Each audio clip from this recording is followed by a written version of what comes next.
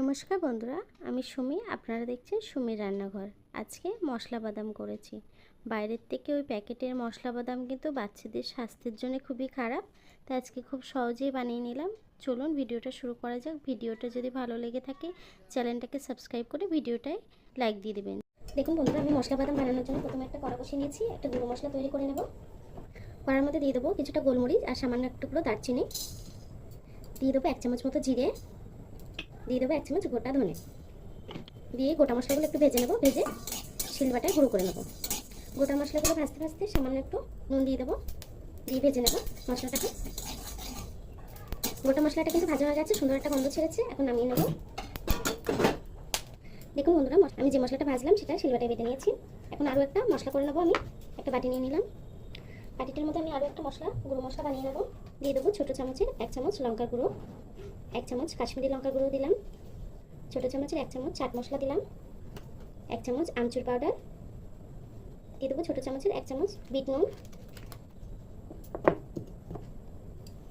1 চামচ নর্মাল নুন দিয়ে দিলাম। দিয়ে পুরো গুঁড়ো মশলাটাকে মিক্স করে নেবো একসাথে। মশলাগুলো কিন্তু আমার হয়ে গেছে। এখন একটা বোল নিয়ে নেব।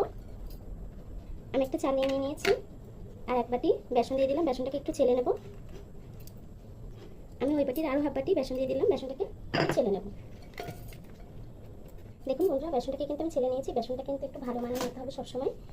যে মশলাটা আমি ভেজে গুঁড়ো করে রেখেছিলাম সেই মশলাটা দিয়ে দেবো।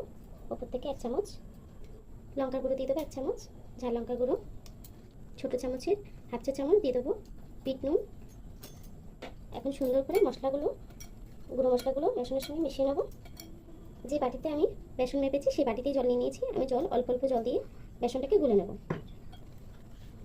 একবারে কিন্তু প্রচুর জল দেওয়া যাবে না, তাহলে বেসনটা পাতলা হয়ে যাবে। ব্যাটারটা কিন্তু ঠিকভাবে করতে পারবে না, তাই অল্প অল্প জল মেশাবো আর ব্যাটারটাকে করে নেব। ব্যাটারটা কিন্তু একদম পাতলা হবে না, আবার খুব বেশি শক্ত হবে না। দেখুন বন্ধুরা, ব্যাটারটা কিন্তু হয়ে গেছে। দেখুন, দেখে বুঝতেই পারছেন যে কতটা ঘন রেখেছি। আমার কিন্তু সেই 1 বাটি জলও পুরো লাগেনি, সামান্য একটু জল বেঁচে গেছে। দেখুন বন্ধুরা, আমি 200 চীনাবাদাম নিয়ে নিয়েছি। এটা কিন্তু ভাজা নয়, কাঁচা বাদাম। 200 চীনাবাদাম নিয়ে নিয়েছি।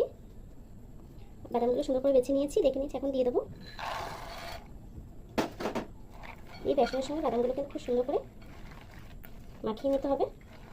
দেখুন বন্ধুরা, বাদামটার সঙ্গে কিন্তু সুন্দর করে বেসনটাকে মিশিয়ে নিয়েছি। দেখুন কতটা গাঢ় হয়েছে, দেখে বুঝতে পারছেন। চলুন এখন ভেজে নেবার পালা। কড়াটা বসিয়ে নিয়েছি।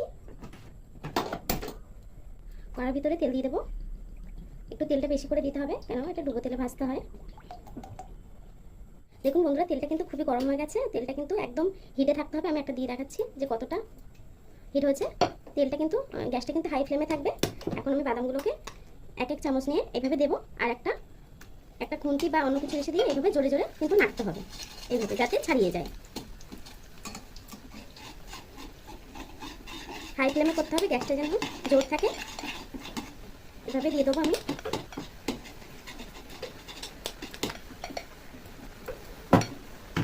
গ্যাসের ফ্লেমটা কিন্তু একদম হাইতে থাকতে হবে যখন এই প্রসেসটা করবেন। যখন বাদামটা দেবেন তখন কিন্তু হাই ফ্লেমে রাখতে হবে। এখন আমি মিডিয়াম টু লোতে দিয়ে এটাকে ভেজে নেবো ব্রাউন করে। দেখুন বন্ধুরা, বাদামটা কিন্তু সুন্দর ভাজা হয়ে গেছে ব্রাউন করে। এখন তুলে নেবো। একটা প্লেটের উপরে কাগজ দিয়ে ওর উপরে তুলে নেবো যাতে এক্সট্রা অয়েলটা বেরিয়ে যায়। দেখুন বন্ধুরা, আমি একবার কিন্তু ভেজে তুলে নিয়েছি। আমি আবার দিয়ে দেবো কিছুটা।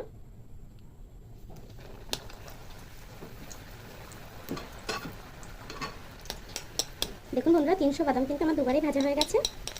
একটু বেশি করে দিলে কিন্তু ভাজাটাও সুন্দর হয়। আবারও বলছি, গ্যাসটা কিন্তু হাই ফ্লেমে রাখতে হবে এই টাইমটা। দেখুন বন্ধুরা, এই মুখরোচি এই বাদামটা কিন্তু অনেক ভালো লাগে। বিকেলে টিফিনের সময় কিন্তু খেতে পারেন, বাচ্চারা তো খুবই পছন্দ করে।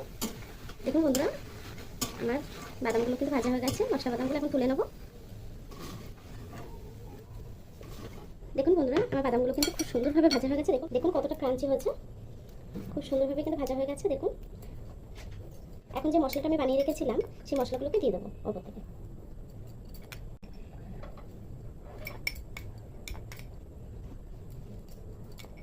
যে গুঁড়ো মশলাটাকে আমি বেটে রেখেছিলাম সেই মশলাটাকেও একটু দিয়ে দেবো ওপর থেকে, ছোটো চামচের হাফ চা চামচ দিয়ে সুন্দর করে মিশিয়ে নেবো। সুন্দর করে মিশিয়ে নেবো। আমার বাদাম মশলাটা কিন্তু রেডি হয়ে গেছে। কত সুন্দর হয়েছে দেখুন। আপনারা এইভাবে বিকেলে টিফিনটা বানাতে পারেন, খুবই মুখরোচি আর খেতেও কিন্তু খুবই সুন্দর। আমার ভিডিওটা যদি ভালো লেগে থাকে চ্যানেলটাকে সাবস্ক্রাইব করে ভিডিওটা লাইক দিয়ে দেবেন। এতক্ষণ ধরে আমার ভিডিওটা দেখার জন্য আপনাদেরকে অসংখ্য ধন্যবাদ।